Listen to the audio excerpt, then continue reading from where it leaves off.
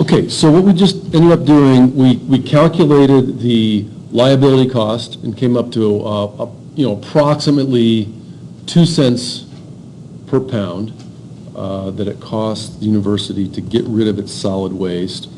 And there's a range on that. We also discussed the nebulousness of that 0.5. But let's go back to 15,000 people. And if instead, let's just say it was all 7 pounds per person per day went into the garbage, we'd be looking at 1 penny per pound, right? So we doubled the amount of garbage, they took it all, and so we got a better deal. Now, instead of burning gasoline to take the garbage to the landfill where it turns into methane, etc., one could imagine, in fact these units exist, and in fact I'm doing a little bit of research on a waste to energy strategy for the hospital to see if they can't recover some of that as heat. We then went in and came up with this number. Well, I'm going to go back to my 0.5 here. Came up with this number of approximately 52,000 pounds per day. We converted that to kilograms per day. We converted that to kilograms per second. We know the energy density of solid waste. We just did a little research and found that to be about 10 megajoules per kilogram. And then came up with the fact that we could be running a 2.7 megawatt power station at the university if we were to turn that into energy. Now, not too shabby. What's that worth though? Is that enough energy to run the university? How much energy does the university consume? What's its power rating? What's its power bill? It's a lot. Well, we can do a back of the envelope. If you remember from NRGY 101, we know that I think the total in dollars, the total package for imported heat and electricity is about 3.3 million. 3.3 million heat and electricity for the U? So for the year. Sounds about right. Yeah, sounds about right.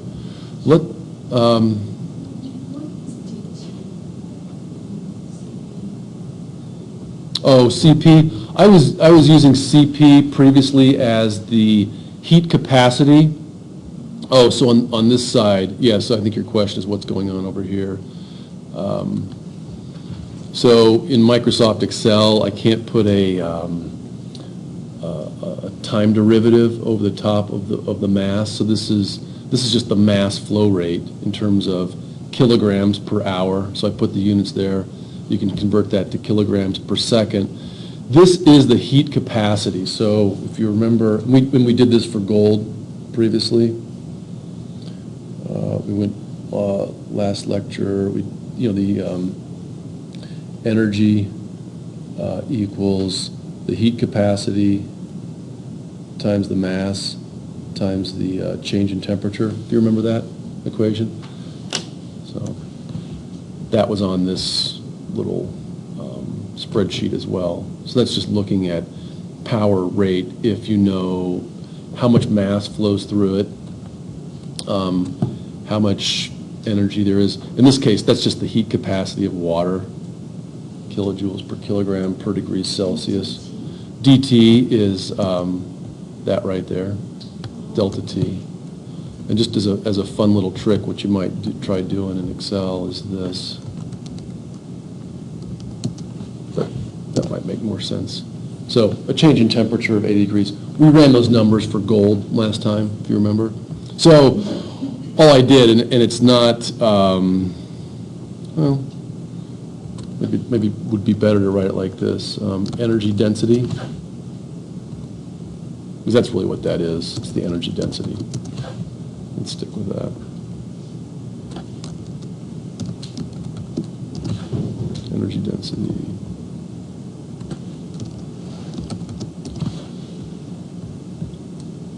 More sense? Better? Yeah, okay.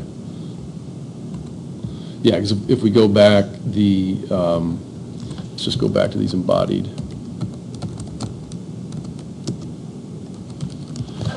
energy. I like that Wikipedia page. And as we remember, there was a nice little figure here that showed it, or on energy density, sorry. There was a nice little figure that showed on a per mass basis and on a per, so on the bottom is on a per mass basis. And if we go back to our MSW paper, 1 million BTUs per ton, we just determined from our spreadsheet that 10 million BTUs per ton, right there from our paper, is about the same as megajoules per kilogram. So it just turns out that when you compare those apples and oranges, they turn out to be about the same. So going back to this guy, 10 megajoules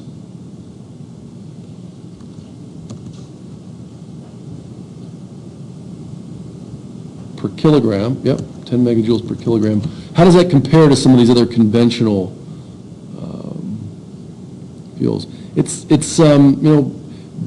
better than batteries, not quite as good as natural gas itself, not quite as good as sugar, right? If you just if you're running your plant on pure sugar, it would be better than municipal solid waste. Not as good as ethylene, not as good as propane, not as good as natural gas, but that's where it is nevertheless, right around 10 megajoules per ton. Better than nothing. Okay, so back into the spreadsheet. We're looking at 2762 kilowatts of power. If we just go back to our original NRGY 101 assumption, let's just do power per person. And what is a single person's technological energy budget? What's the North Americans? How many technological slaves do you have running for you all the time? Is that 120? Yep. And one human power is about 100 watts. So we're looking at 100 times 120. And this is in watts. And this is for everything. I mean, this would assume that the plant could actually run your car, run your phone, run your house. So this is obviously an overestimate. Power per person. We'll now put it in kilowatts. Equals that divided by 1. So we would need 12 kilowatts. So we couldn't quite satisfy the whole energy budget with that. But my estimate would be that you could supply a pretty major fraction of the heating bill with 1/6 of our total demand. Does that make sense? So 12 kilowatts is about what energy. This is everything. This is flying airplanes and everything that every person at the university does. But our incinerator, almost 3 megawatts, would put a pretty big dent in that, almost a quarter of the total university's energy budget. And you were saying, Brian, that you were maybe thinking $3.3 million for the whole deal. So just kind of back of the envelope, there's $1 million worth of energy there that could be harvested. Now, the problem, this is the same exact problem that comes in, do we put in a big solar garage or not? Well, It's going to have a capital cost now. So would this, just as putting in the biomass boiler unit that never happened. Initial upfront cost, lower downstream cost later. In the case of the biomass, though, it's a little different because you're actually going to harvest the stuff out of the woods. In the case of garbage, it's already right here. Just keep, yeah. Question? Technically, I mean, if a university like changed some of their policies, say in student housing, having the horrible lighting system that they have that sucks energy, I mean, if certain regulations were in place not to waste, some of the electricity bill, that would. Oh, absolutely. All the lights were LED. Yep. And if they controlled their waste, of brand new lights being destroyed. Oh, well, yeah, absolutely, yeah. That would cut down just that, a huge amount, and it could run more of the university and. Yeah, that's a great point. That's a lot, and we do a lot of that in our GY 235, looking at investing in more energy efficient technologies up front, so that you don't have as large of a power demand. No, it's a good point. Thanks. Okay, so see how to kind of turn those numbers around? And that's exactly what I hope we can do down the road. Now, the question always becomes, though, what do the emissions look like? I mean, how do you control the emissions? So I want to go into the shell and take a look at Sean Doty's post, because he actually spent last week volunteering at Hazmat Days, and I think, let's see if I can get into this guy.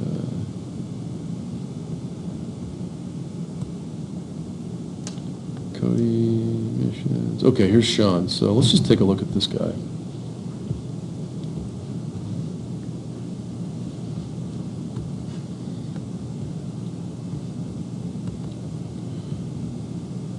Well, I'm glad to hear he went. I'm a little, I'm also disappointed that he was disappointed, but it sounded like a good exercise. So sponsored by the Missoula Valley Water District, and my guess would be the motivation for the Missoula Valley Water District doing this is so that people don't pour their toxic materials,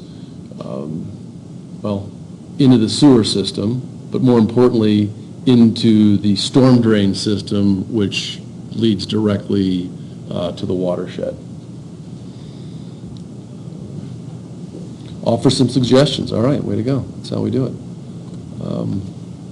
Toxic waste. So oil-based paint, there's some embodied energy there. Petroleum products, same thing. Flammable liquid, aerosol paints, used motor oil, pesticides. So all of those are going to be some kind of hydrocarbon. There's going to be carbon, hydrogen, and oxygen in that.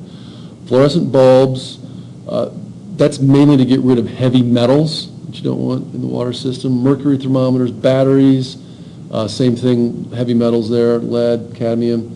Antifreeze, a lot of times, like if it's used antifreeze, it could have other chunks of metal from the car engine inside it. Other various toxic substances. Okay, fee for pesticides, and I gotta say, I'm baffled why if you went out and bought the pesticide in the first place, you didn't just use it. I'm always trying to wrap my head around why the pesticide doesn't just get used, but that's, yeah, you bought it and then. They killed everything that they bought it for. And then Oh, you finished your killing spree, and now nothing. realized how bad the substance is. Caustic, strong acids, chlorinated solvents. No e-waste, which is, in my opinion, kind of unfortunate. I figure if you're going to put on an event like this, partner with one of the e-waste facilities in town, take it. It's going to be minimal, and then run it over there. I'm a little confused by why he has fluorescent bulbs are there but not here. So I wasn't there, I'm not sure. I do know the university has a bulb crusher, and I think they dispose of them responsibly. Maybe they do the long One's tubes, two, but not the small ones. fluorescent tubes on top. Oh, so this would be the longer tubes, but this would be the CFLs maybe. Okay, so they wouldn't take CFLs. Okay, interesting. Yeah, okay. And no latex paint. And I want to look at the chemistry of latex paint too, because Latex can be Not when you just throw let it it into dry the- and you throw it in the landfill.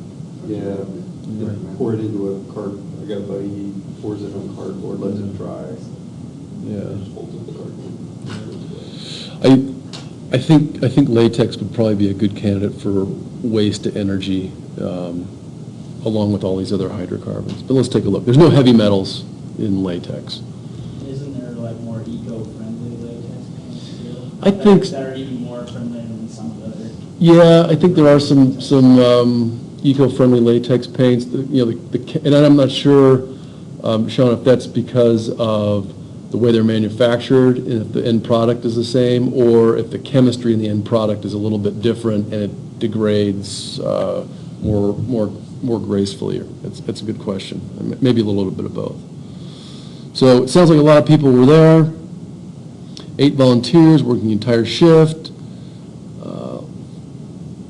Firefighters, Department of Public Safety, and a lot of students. That's nice.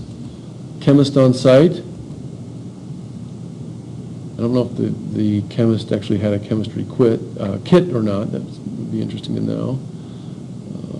Flammable liquids. So it sounds like the flammable liquids were simply just wasted, just turned into waste heat, and it sounds also like he doesn't know where they went. But again, waste energy if burned properly.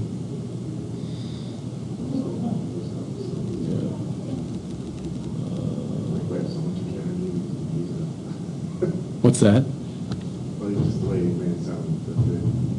It's a way for them to use up some of the extra energy because we have so much extra energy. Oh, right, yeah. Well, it does sound like a big waste of the waste energy. Products, mineral fuel. So this is also a really good question. I don't know if the incinerator can completely burn these products up without emitting poisonous fumes. Some can, some cannot. The EPA is coming up with brand new standards in terms of what is allowable. One thing that I'm interested in looking into, I'll show you this.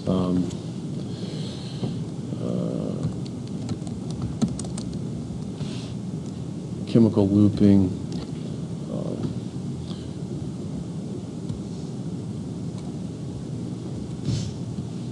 And Sweden is pretty far out in front on a lot of this stuff. I think we mentioned previously that they're now in the process of importing garbage as their own waste energy strategy, but in this chemical looping combustion scenario, I think they've got it pretty well dialed in terms of like every last bit of energy that can come out is going to. What's their carbon, though? Well, so they've got inherent separation of the greenhouse gas CO2. This is true of a lot of big industrial processes. You've got a lot of CO2 coming off in waste. The trick is purifying it, and that's what's happening in that set of tubes by thermal gradients, chemical gradients, probably some catalysts as well. Metal oxide is an oxygen carrier. Transfer the oxygen from combustion to the fuel. So this has been going on for, almost 2 decades now. There's their solid fuel, there's their liquid fuel. So my guess would be any of these things that are being sent to the Montana or wherever they're going, incinerators could be put through this particular unit. They're looking at 100 kilowatt units, much bigger. Sweden actually does have some district heating. And so you could see integrating this type of advanced chemical looping combustion with district heating and doing a much cleaner job with it. So they're actually using some of these heavy metals in the process. And they've done a lot of research on it. So I've actually been in contact with this project leader, Anders, and in fact I submitted a application to become a Fulbright scholar there because I would love to know more about it. I mean, I'd love to be able to take their technology, bring it back here, and turn our own solid waste into an asset rather than a liability. Okay, so back to Doty. So that's a long-winded way of saying the answer is yes, you can completely separate the combustion products. The next task is what do you do with the CO2? Well, right now, there is a 200-mile-long CO2 pipeline between Wyoming and Montana. I learned that pretty recently. The CO2 pipeline is being used for enhanced oil recovery. It's a little ironic, but rather than the CO2 just going back into the atmosphere, it's being pumped underground to bring up more petroleum products. If the CO2 is pure enough, it can be sent to the beverage industry, so carbonated beverages. There are also a lot of algae farms that will just take the CO2 and pump it right into photosynthetic materials. And I think we're going to see more of those coming online as well. Okay, so that's kind of the looping that can occur. And then he says, but if I found out there was an incinerator in my community, all blah, blah, blah, I would be concerned. Yeah, you would if it were not being incinerated properly. Plumes of smoke, yes, bad, cans of liquid. Coal or driving your car. Yeah.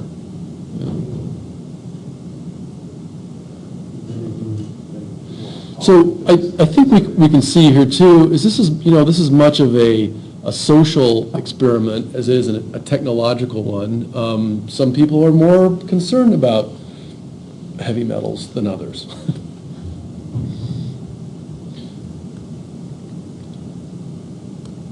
Oh, and if you get a chance, I just want to make a quick plug.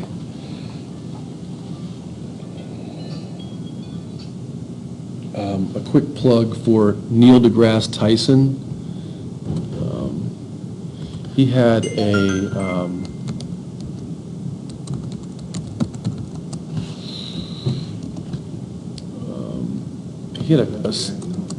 what's that?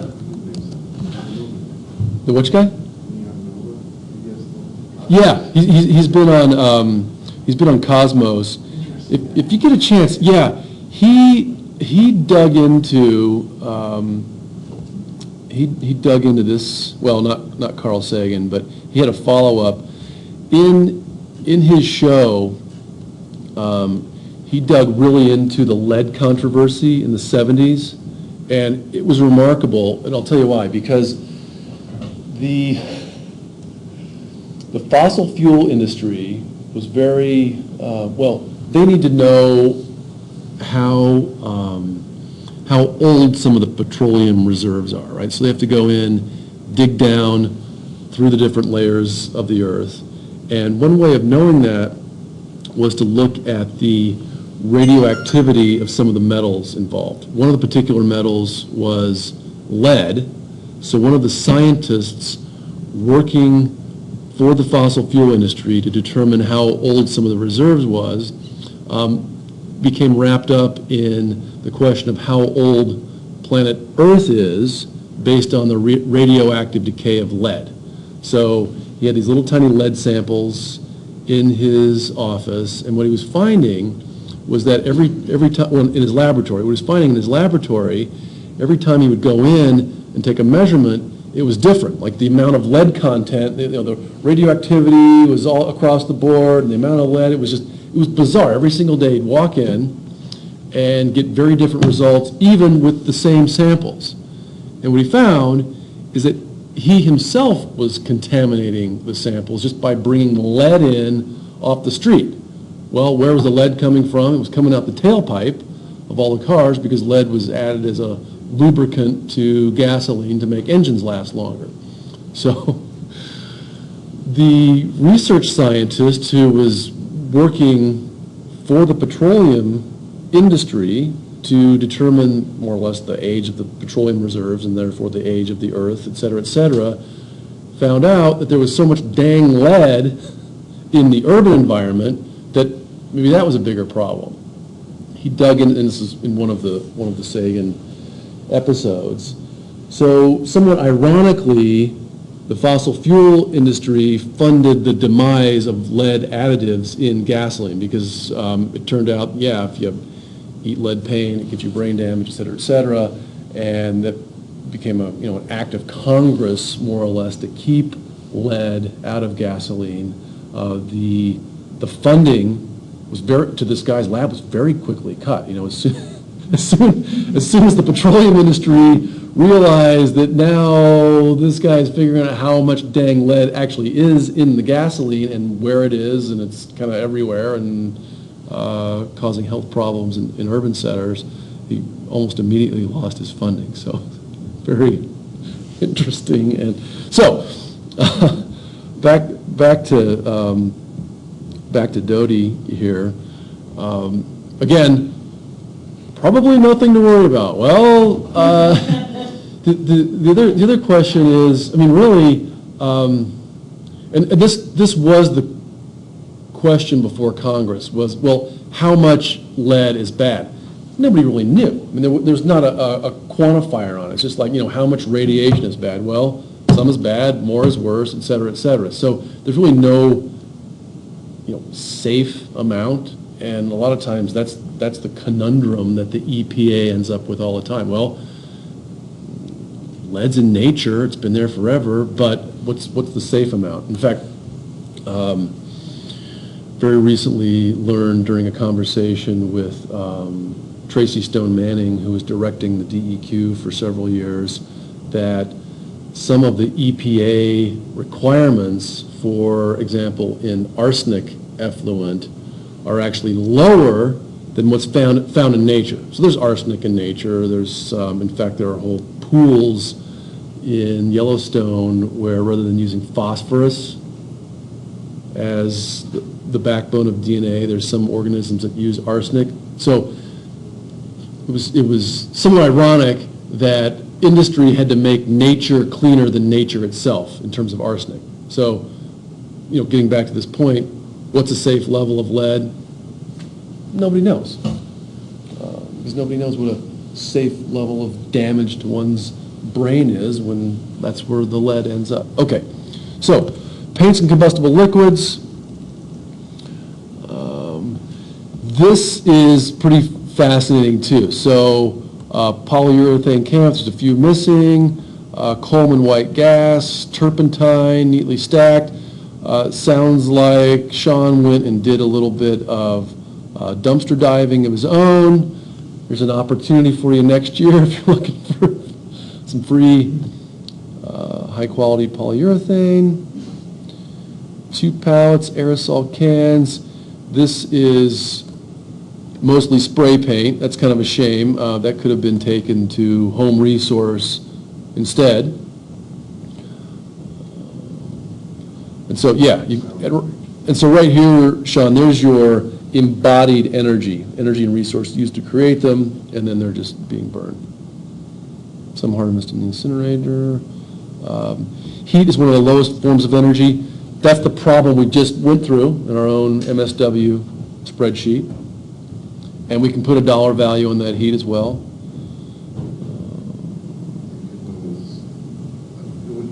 Did the bottled water, said for every bottle of water, 1 liter, it takes 3 liters, or equals 3 liters. It takes 2 liters to make the bottle or something. Yep, yeah. Yeah, so it's Metal from the cans, I'm guessing there's no reason this metal from the cans cannot go right back to the metal refineries. No reason whatsoever.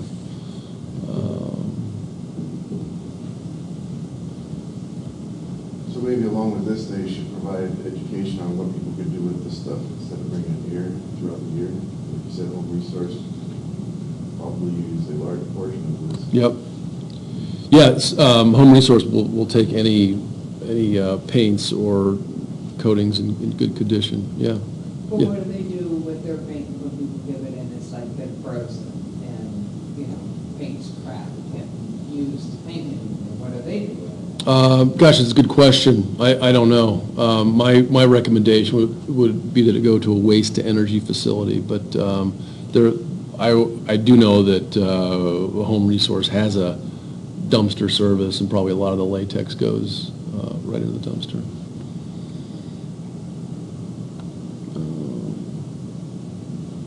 Let's just, while I'm thinking about it, let's take a look at the chemical formula of latex.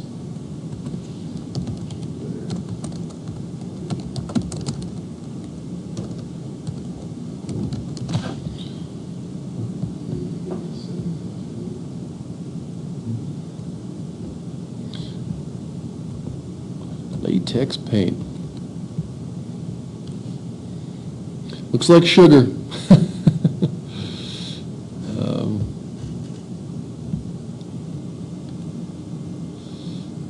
So yeah, it's just it's just a hydrocarbon. Nothing really, and it's obviously a polymer, and the fact that it's got these hydrogen bonds on the outside makes it a nice, a nice liquid. So in terms of toxic, just a matter of how you burn it. Send it to the chemical looping guys in Stockholm, and they'll turn all of that directly into just good old heat and CO2. Throw a little oxygen in there. Yeah, but I read in one of those papers that Brian brought in from business, what is it? I don't know what it is, but it talked about what zero e-waste means. And it said in there, no landfill, no burning. That's what part of zero e-waste. Zero e-waste means no landfill, no burning. Yeah, that's correct. Yeah. But isn't what we're talking about burning the garbage? Oh gosh, that's a good question, and that gets back to my kind of central philosophy is that, and this is right back to our conservation of mass. One of three things is going to happen to everything. It's either going to be burned. I think I showed you this in my book. It's going to be burned. It's going to be built with, and that just kind of stays here, or buried, and that's that direction. So, in terms of the e-waste, I think what we're really trying to do with the e-waste is, yeah, exactly, not burn it or bury it. Just sort of keep it here and rebuild more technology with it. The gold, the plastic, the metal, the ceramics, et cetera, et cetera. So, but yeah, you're exactly right. In the incineration models, what you're doing, is you are burning it. You're getting more value out of it than if you were to. So this this burn step basically means heat and essentially either money or money savings, because you're not using virgin materials to do that, rather than burying, because this is any burial costs a landfill fee.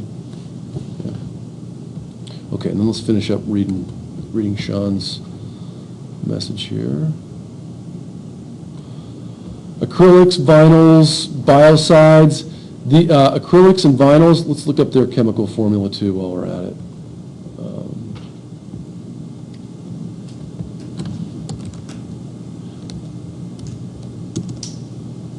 I think we might have. I think it has.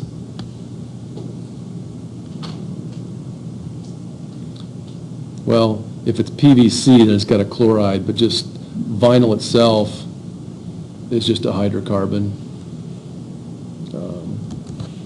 So in terms of the carcinogens, acrylics, let's just look up acrylic.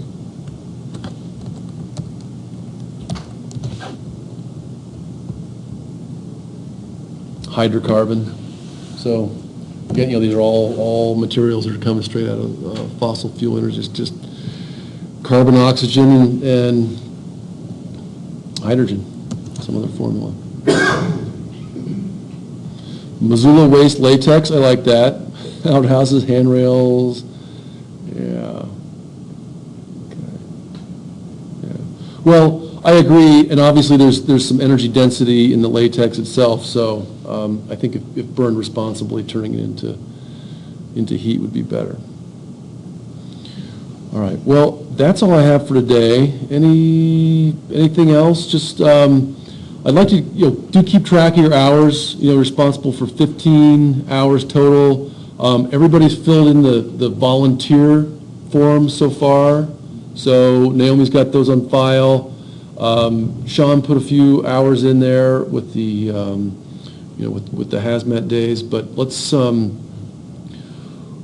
if you want to work at the Missoula recycling facility, it sounds like they're willing to let us work there on a volunteer basis. So we're at week 4 now. You get 15 hours total by the end of the semester, and the best way to keep logging them is to do exactly what Sean just did there and say here's the hours I put in, give some evidence, take some pictures, and go with that. So quiz 3 is out there. I'll put quiz 4 together too. Also, I am not going to have lecture Tuesday or Thursday of next week. I'm going to be on the road giving a talk in Billings, but I'll post a little 5-10 minute blurb letting you know what's up. So log into that and see what's going on with lecture. But there won't be a face-to-face lecture next week, either Tuesday or Thursday. But I will see you Thursday. This Thursday. Yeah, I'll see you. I'll see you 2 days from now, but I will not see you 7 or 9 days from now. Thanks. All right, thanks. Bye.